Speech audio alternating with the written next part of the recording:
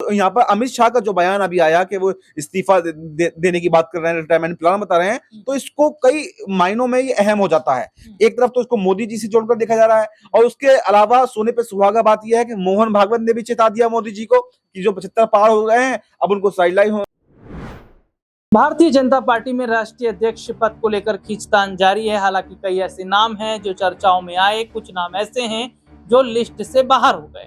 जो लिस्ट से बाहर हुए हैं वो बगावत करते नजर आ रहे हैं, जिनका नाम नहीं है वो पार्टी छोड़ने तक का फैसला कर रहे हैं। लेकिन इन सबके बीच में गुजरात लॉबी को बड़ा झटका लग रहा है, क्योंकि माना यह जा रहा है कि आरएसएस प्रमुख मोहन भागवत क्या अब बीजेपी को हैंडओवर करते नजर आएंगे। क्या उनके हिसाब से अब राष्ट्रीय अध्यक्ष पद चुना जाएगा। संजय जोशी का नाम चल रहा है। जोशी और मोदी का 36 का आंकड़ा, ये आज का नहीं, तब का है जब मोदी गुजरात के सीएम थे।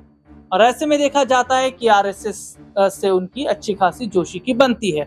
तो भागवत जहां सोच रहे हैं जोशी को बनाने की, तो बीजेपी ये सोच रही है निर्मला सीतारमण पर दांव खेलने की। हालांकि दक्षिण भारत की राजनीति को वो साधने में भी लगी है। लेकिन कौन होगा भारतीय जनता पार्टी का राष्ट्रीय अध्यक्ष, इस पर बात करेंगे। और ये भी बात करेंगे कि क्या अब रिटायरमेंट का समय आ चुका है मोदी और शाह का, क्योंकि शाह ने अपने रिटायरमेंट प्लान का जिक्र भी किया है और मोहन भागवत ने कह दिया है कि जिनकी उम्र 75 की हो गई है वो अब राजनीति में ब्रेक लगाएं, दूसरों को मौका दें। इस मुद्दे पर हम बात कर रहे हैं। बातचीत करने के लिए हमारे साथ अब्बास भाई इस वक्त जुड़े हैं। अब्बास भाई, राष्ट्रीय अध्यक्ष पद को लेकर काफी समय से चर्चा हो रही है। जेपी नड्डा का जो कार्यकाल है वो बहुत पहले समाप्त भी हो चुका है, लेकिन फिर भी उन्हें अध्यक्ष पद पर बनाया गया है। कैसे देख रहे हैं आप, क्या राष्ट्रीय अध्यक्ष पद के लिए जो चुनाव होगा वो आरएसएस की तरफ से होगा? क्या मोहन भागवत का फैसला आखिरी फैसला होगा, या ये जो गुजरात लॉबी है ये अपने हिसाब से तय करेगी? और जो संघ और बीजेपी के बीच में उठापटक है या जिस तरीके की स्थिति है, ये कैसे देख रहे हैं?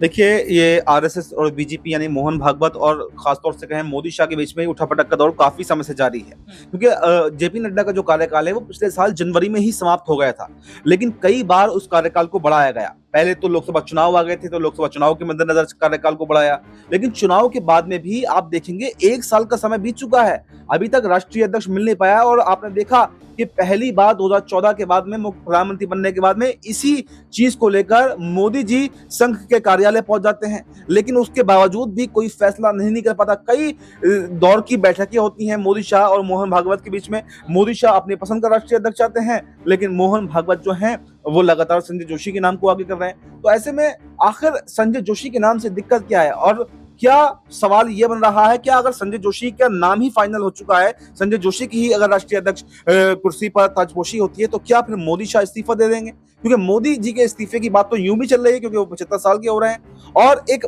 पुरानी दुश्मनी और जो है वो मोदी शाह और जोशी के बीच में है। तो इसलिए कहा यह जा रहा है कि जो यहाँ पर अमित शाह का जो बयान अभी आया कि वो इस्तीफा देने की बात कर रहे हैं, रिटायरमेंट प्लान बता रहे हैं, तो इसको कई मायनों में ये अहम हो जाता है।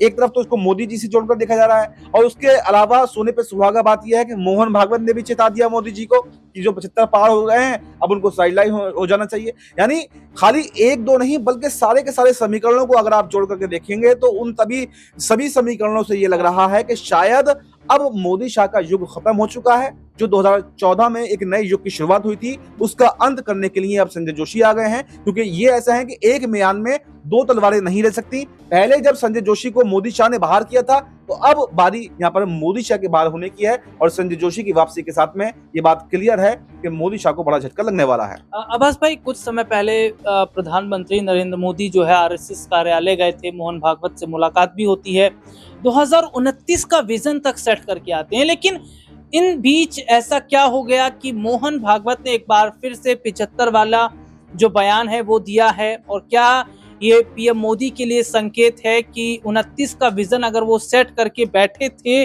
तो शायद अब कहीं ना कहीं उन्हें वो सपना तोड़ना पड़ेगा, क्योंकि 29 का जो विजन है वो उनके लिए नहीं है? देखिए राहुल जी, अगर बात करें 29 के विजन की, देखिए मोदी जी तो 2047 तक का विजन सोच रखे हैं, लेकिन सब कुछ सोचने के हिसाब से नहीं चलता। मोदी जी तो ताउम्र कुर्सी पर बैठने की सोच चुके हैं, लेकिन क्या मोदी जी की चलती रहेगी? अगर मोदी जी की चलनी होती तो फिर ये बात मोहन भागवत को नहीं कहनी पड़ती, और मोहन भागवत का अगर उसमें बिल्कुल उन्होंने कहा होता कि ठीक है आप 29 का, मोहन भागवत ने इस बात को स्वीकारा थोड़ी था। कि भाई आप 29 के में प्रधानमंत्री बनेंगे। ये तो मोदी जी अपने मन के अंदर अंदर सोच रहे हैं ना कि हम 29 का विजन है, 34 का विजन है, 47 तक की बातें क्यों की जा रही हैं? 47 तक की बातें न सिर्फ मोदी जी करते हैं बल्कि बीजेपी के कार्यकर्ता, बीजेपी के प्रवक्ता, हर कोई 2047 तक की बात करता है, जबकि ये कोई नहीं कहता कि हमने 11 सालों के अंदर क्या काम किया है। तो आपको पहले काम बताने पड़ेंगे, काम गिनवाने पड़ेंगे, तभी तो जनता आपको चुनेगी। और विजन आप कितने भी सेट कर लीजिए, जनता सबसे बड़ी मालिक होती है। और जिस तरह से एक जो बगावत जो है बीजेपी के अंदर अब छिड़ी है, जो जिन नेताओं को दबाया गया था मोदी शाह के युग में, जिन्होंने हर फैसले अपने उन पर थोपे थे, वो भी अब इनके खिलाफ खड़े हो रहे हैं। और संघ की जो ये फैसला है, संघ का फैसला कहीं ना कहीं बीजेपी को मजबूत करने का है, बीजेपी को कमजोर करने का नहीं है, मोदी शाह को कमजोर करने का है। क्योंकि मोदी शाह अपने आप को बीजेपी समझने लगे, अपने आप को सब कुछ समझने लगे। इसलिए संघ ये चाह रहा है कि बीजेपी तो मजबूत हो, संगठन मजबूत हो, लेकिन जो अपने आप को सब कुछ समझने लगे हैं उनको साइडलाइन होना पड़ेगा। और साइडलाइन अगर नहीं होंगे तो फिर उन्हें धक्के मारकर बाहर भी किया जाएगा। जी, बहुत बहुत शुक्रिया अब्बास भाई आपका। और ये बहुत बड़ी बात है कि क्या प्रधानमंत्री नरेंद्र मोदी ने खुद ही 2029 का विजन सेट कर लिया? क्या आरएसएस प्रमुख मोहन भागवत ने हामी भरी भी नहीं थी? और क्या अमित शाह और प्रधानमंत्री नरेंद्र मोदी, ये दो बड़े चेहरे जिन्हें गुजरात लॉबी कहा जाता है, क्या अब इनकी छुट्टी होना तय? दीपक भाई इस वक्त मेरे साथ मौजूद हैं। दीपक भाई, आरएसएस प्रमुख मोहन भागवत का जब स्टेटमेंट आता है उससे कोई एक दो दिन पहले अमित शाह ने रिटायरमेंट प्लान का जिक्र किया। और भागवत का बयान ये ऐसे समय में आया है जब प्रधानमंत्री नरेंद्र मोदी 29 का विजन सेट करके बैठे हैं। तो क्या लग रहा है आपको कि गुजरात लॉबी की अब कहीं ना कहीं छुट्टी होने वाली है? क्योंकि अमित शाह तो ये तक कह गए थे कि विपक्ष जो सपना देख रहा है कि मोदी जी रिटायर होंगे, वो रिटायरमेंट लेने वाले नहीं है, जबकि वो तो 2047 तक का सोच कर बैठे हैं। देखिए, बदलाव की जरूरत तो हर जगह होती है, क्योंकि हमने मध्य प्रदेश, राजस्थान, छत्तीसगढ़, हरियाणा, दिल्ली और महाराष्ट्र जैसे राज्य देखे जहां बीजेपी खुद ही बदलाव के फॉर्मूले को लागू कर रही है और नए चेहरों को ला रही है। अगर आप इन 5-6 राज्यों के सीएम को देखें तो 50 से 60 साल के बीच के हैं, ना कि 75 साल बाद के। तो उसी रणनीति को अपनाते हुए अगर मोदी जी इस साल अगर सितंबर में 75 साल के हो जाते हैं और अमित शाह जी अपने इस्तीफे, अपने रिटायरमेंट की चर्चा कर रहे हैं, तो देखिए रिटायरमेंट की चर्चा करना हो सकता है कि कोइंसिडेंस हो या उन्हें पहले से ही पता चल गया हो कि उनकी छुट्टी होने वाली है, या कोई ऐसा अध्यक्ष बनने वाला है जो उनकी एक नहीं सुनेगा। क्योंकि ऐसा बहुत बार देखा जाता है कि पार्टी में ही मनमुटाव नजर आता है। आप हरियाणा जाए, वहां राव इंद्रजीत सिंह आपको मिलेंगे, थोड़ा बहुत मनमुटाव नजर आएगा। अगर आप मध्य प्रदेश जाए तो वहां पर शिवराज सिंह चौहान की भूमिका को लेकर सवाल होते हैं, राजस्थान जाए तो वसुंधरा जी को लेकर सवाल होते हैं।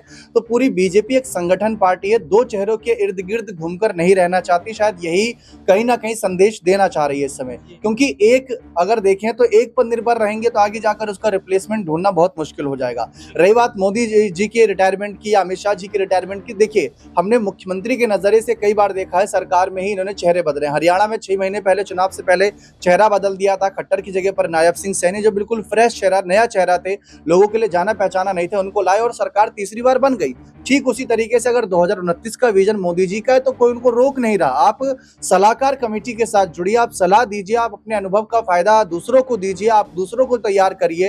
क्योंकि अगर आप देखें तो बहुत सी ऐसी पार्टियां, जैसे मायावती की पार्टी की बात कर ले, आप उद्धव ठाकरे की पार्टी की बात कर ले, शरद पवार की पार्टी की बात कर ले, या नीतीश कुमार की पार्टी की बात कर ले, ये वो पार्टियां हैं जो ये बड़े बड़े नाम रहे हैं, लेकिन आज इनके बाद कौन, ये सवाल उठता है। भले ही शरद पवार के बाद उनके भतीजे आ गए, मायावती के बाद उनके भतीजे आ गए, नीतीश के बाद उनका बेटा आएगा, ऐसे कयास लगते हैं, लेकिन मोदी जी के बाद कौन, ये सवाल रहता है। बहुत बहुत शुक्रिया दीपक भाई आपका। और मोदी जी के बाद योगी आदित्यनाथ का नंबर है, ये बहुत पहले से कहा जा रहा था, लेकिन उत्तर प्रदेश में उन्हें रोक दिया जाता है क्योंकि दिल्ली की तरफ आने से दिक्कत अमित शाह को थी, क्योंकि अमित शाह अपना नंबर सेट किए बैठे थे। अब ऐसे में मोहन भागवत का बयान इस सामने आना ये बताता है कि क्या अमित शाह को भी अब ब्रेक लगाना पड़ेगा। 60 साल की जो उम्र है लगभग अमित शाह की भी हो चुकी है। अब ये देखना होगा कि क्या मोदी के बाद अगला नंबर वाकई योगी का है या नहीं, और क्या गुजरात लॉबी की अब छुट्टी होने वाली। इस मुद्दे पर आपकी क्या राय, कमेंट करके जरूर बताइएगा और मुझे इजाजत दीजिए। नमस्कार।